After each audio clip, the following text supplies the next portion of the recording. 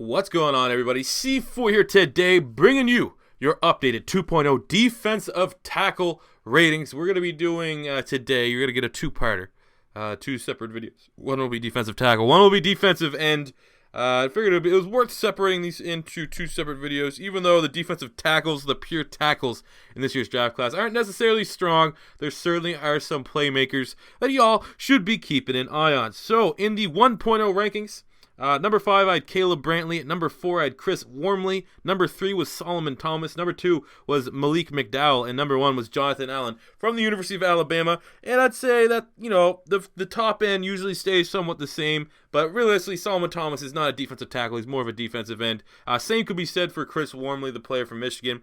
So the rankings have changed just a little bit. But I think most people will... maybe not necessarily agree, but I think these are pretty goddamn good rankings. So at number 5, we're going with the sleeper, maybe the best small school prospect on the defensive side of the ball, and that is Larry Ogunjobi from North Carolina, Charlotte. 6'3", 305 pounds. The pro comparison NFL.com gave him was Sheldon Rankins, who unfortunately had his rookie season with the New Orleans Saints cut a little bit short, but I think Rankins is going to be an absolute stud coming out of Louisville. I think with him, with Ogunjobi, there we go. Usually I butcher names like that. I definitely think that he's a very good pass rusher, developmental prospect, kind of. Again, I don't really think the back end of the defensive tackles, the guys that you're going to find in the second and third round, more so late second, third round, are going to be day one starters. We're in previous draft classes where the defense has been absolutely stacked. You've been able to find that, but I definitely think that this guy here has a whole lot of upside, and if he can go to a team that he can start in on a rotation right away, he certainly will find himself to have a nice, long, tenured career. For his combine stats, he put about 4.97 40 and put up 26 on the bench press, which is very respectable. His 2016 stats, he had 65 tackles, 13.5 tackles for loss, and 3.5 sacks. So I think with him, getting out the blockers is very, very good. But with this guy, especially North Carolina, Charlotte, I didn't even know that was a fucking school. You always have to bring in question about the level of competition that he has faced. But I think enough people saw and were impressed with what they got from Ogunjobi at the combine to take a gamble on him. He'll probably be, I think, a mid-third round pick. That's where I have him right now, unless he slips or does something, gets injured. He should be nice little pick up there. Going number 4 is going to be a guy that I've been quite high on. I included him in my realistic rebuilds because I think he had a whole lot of upside. Has struggled with injuries as of late, but if he could stay healthy, I think he's going to be a very solid, maybe one of my sleeper picks in this entire draft class. And that is Eddie Vanderdoes from UCLA, 6'3", 310 pounds. NFL.com weighed him at 320, but as combine, he was 310. He slimmed down a bit. Actually, he might have been like 308 or something like that. Slimmed down a little bit. Pro comparison is Atiyah Rubin, who has been a role player, I would say. I remember more notably, I can remember him on the Browns. I think he might be on the Seahawks now. But for the combine, Eddie Vanderdoes, who's always been known as just a big mauler in the middle, not really known for his pass rushing ability, but good against the run, ran a 4.99, put up 23 on the bench press. For his career at UCLA, he's 122 tackles, 13.5 tackles for loss, and 4 total sacks. But I mean, he really, I'm pretty sure he was a 5-star recruit coming out of high school. All Pac-12 freshman. He was really good his freshman year. His sophomore season was good, but then for the junior and senior season, he struggled with injuries. Realistically, I'm pretty sure he tore his ACL as a junior, and he looked like he was still not fully 100% through his senior season, even though he was able to play 12 times. I've always think Vanderdoes has been one of the most underrated defensive tackles in the entire Pac-12, and I think some team is going to get him. I don't know where he's currently, come on, learn how to fucking speak, C4. Currently projected to go. But I think, I've seen at times, he probably does, I think he certainly did improve his draft stock, but at times I've seen him being, 4th round, 5th round, for sure a mid-round pick. I think he's going to be an absolute sleeper to, not only crack a roster, but to be a day one starter wherever he goes. Rotational day one starter. But, for a team that rotates their defensive line a lot, he'll be a nice little fit. Then number 3 is going to be a guy that I thought actually had a somewhat disappointing combine, but as a fan of the team, he was a monster for us last year, and that is Caleb Brantley from the University of Florida. 6'2", 315 pounds. NFL.com gave him a pro comparison, a incredibly generous pro comparison of Aaron Donald. I mean, Brantley was incredibly disruptive for us. Him and Brian Cox were monsters for us on the defensive line. And, I still think, the Aaron Donald comparison, maybe they're doing that more so from, I don't even know where they're really getting that from, to be honest with you. I don't really see a lot of Aaron Donald in him. I think, a guy like Grady Jarrett perhaps kind of looks somewhat similar, who had an excellent playoffs for the Atlanta Falcons. But Brantley is a monster, man. I mean, I don't need to tell you guys. Florida produces the best defensive players ever. I think Brantley actually might be a chance. I don't think his combine was great. He entered about 5'1", 40, and only put up 21 on the bench press, which was really, really disappointing considering he only had 32-inch arms. Shorter arms, usually you can put up more. I was hoping for him to put up at least 28. Only 21 is certainly a little bit disappointing. I don't know if there's an injury or anything like that. But hopefully he reattempts the bench press at his pro day, can improve that number.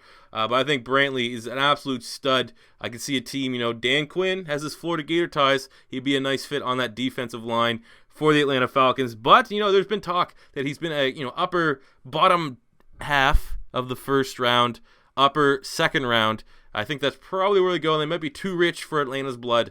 But I can certainly see Falcons being a nice fit for a guy like Caleb Brantley, who is best suited to be a 4-3 defensive tackle. Go number 2 is going to be Malik McDowell from Michigan State, 6'6", 276 pounds. Pro comparison on NFL.com was Ziggy Ansah.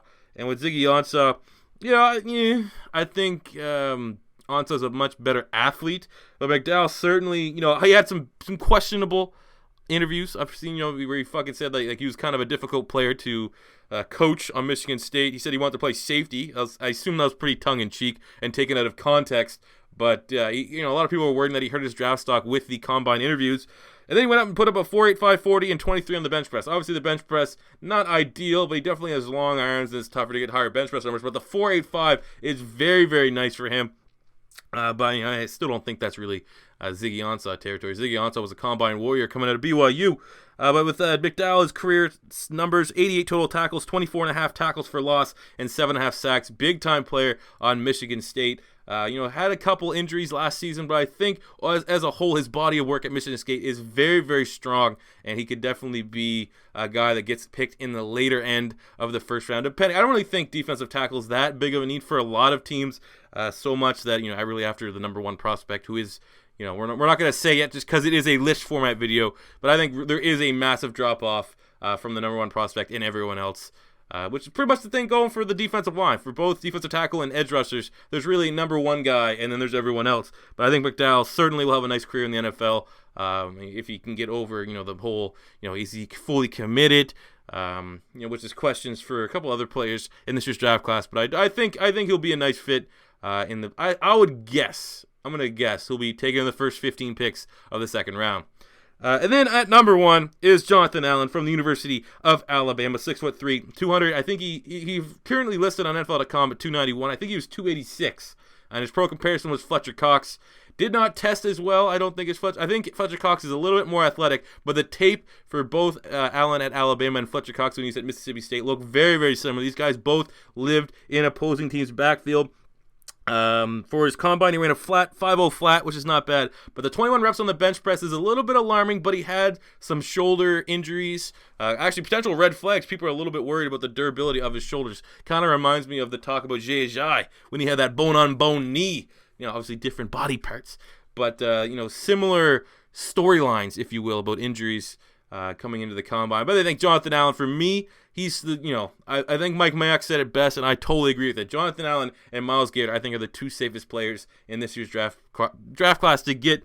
And I personally think that the fucking 49ers are going to a 4-3. I think he's currently listed as a defensive end. I think Jonathan Allen's best spot will be as a 4-3 defensive tackle. Perfect fit for the 49ers if they're making that transition to a 4-3 defense. In his career at Alabama, 152 tackles, 44.5 tackles for loss, and 28 total sacks. So absolute uber production, and more so where a guy like Marlon Humphrey at the cornerback spot, people are coming up and saying, well, maybe it was just he was so good because he was on that Alabama defense and everyone else around him, which is completely valid because his tape's a little bit shaky. I think a guy like Jonathan Allen constantly was the stud on that defensive front for monster, man. Jonathan Allen, his tape is some of the best tape I've seen. I'd say right now, best defense. I'm not, patting myself and hyping myself too much up here as a scout, but for what tape I have watched in my time, I'd say Jonathan Allen's tape is as good as Fletcher Cox, as good as Aaron Donald, as good as Ndamukong Suh almost. Ndamukong Suh is the best defensive tackle I've ever seen in college football.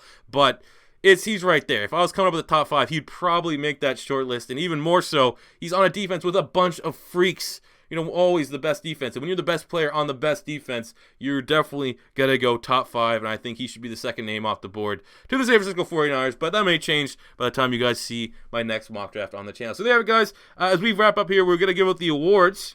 Obviously, we always got to finish up with the awards. So for the most NFL ready, that title will go to Jonathan Allen. Most potential, I'm going with Caleb Brantley from the University of Florida. My sleeper is Eddie Vanderdoss, even though, he did make my short list here. If I didn't, let's be honest, I'm going to check a quick list here. I don't want to, every time I have a sleeper, I always don't want it to be a guy that's actually on my short list. I think Dalvin Tomlinson from Alabama, he looks pretty good. Elijah Qualls from Washington also. For highest bust potential, I'm currently going with Carlos Watkins from the University of Clemson. I thought he was going to be a first-round pick. He was a first-round pick at the beginning of the college football season, but just kind of had, the lazy tag thrown over, not always giving a full effort. I think, obviously he's going to have to run at his pro day, but I think there's question marks there. And for the player that most improved his stock from the combine, I'm going Eddie Vanderdoss, coming in a little bit lighter, coming in more in shape, and running that 4.99. I think that certainly helped his draft stock out a little bit. But there you go, guys. Those are your defensive tackle ratings. If this is your first time stopping by, don't be afraid to hit that subscribe button. Smash the like button if you enjoyed, and leave a comment in the comment section below if you agree or disagree. Until next time, guys, it's C4 saying peace out.